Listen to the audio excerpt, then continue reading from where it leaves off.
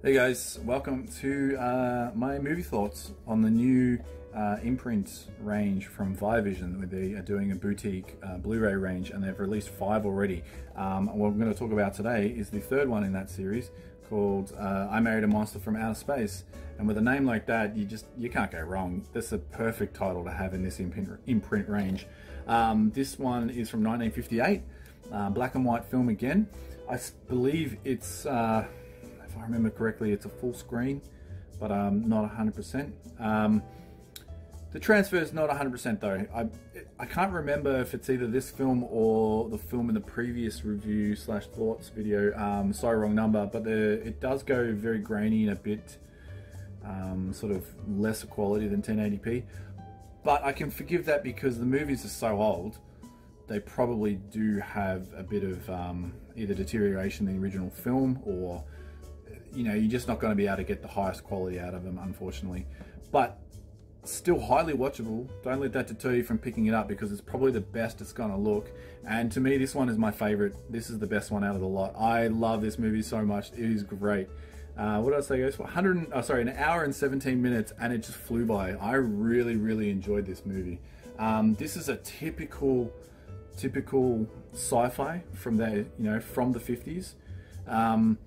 It is very similar to Invasion of the Body Snatchers, which that's another one I haven't seen, but we all know the story of that, where the Sheila marries a human male, obviously, and he gets taken away by an alien, and then he's essentially wearing his body as a suit, but it's like a copy of his body, so it's not the actual body of the husband.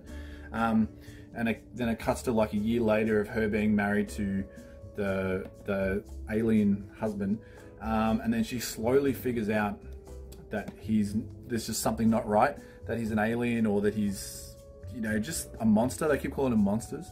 And the town that she's from, they're slowly taking over the town with like the police are getting taken over, like the bodies are getting taken over, the postman, the mayor, like the chief of police, just a few of the other husbands. And they work out that she figures it out, sorry, that they're monsters or aliens. So she starts, losing her mind, as you would expect, and going to different people trying to get help, and finding out that they're also monsters / aliens. And then till she goes to this doctor and talks to him about it. And this is the one thing that I didn't really like about the film. He just believed her straight away. Just believed her, and then got people that believed her always also to go and help fight with the aliens. So the problem was too easily solved. I wanted a little bit more conflict in trying to gain the trust of people and trying to convince them that there are aliens and monsters in the town taking over, and that her husband is one and so-and-so is one that can't go to the police. Instead of just going to a doctor and he goes, "Oh, I believe you." And but anyway, what can you do? But yeah, this is really cool. I thoroughly enjoyed this film. I thought the acting was really good. The acting between the guys, there's a lot of dialogue between the aliens, and they're trying to work out what they're going to do in the town and what they want to do, because they're looking for a new planet essentially. And when they're in the human, when they're in their human sort of forms, the interactions are just really interesting and really cool, and I like that part of the film.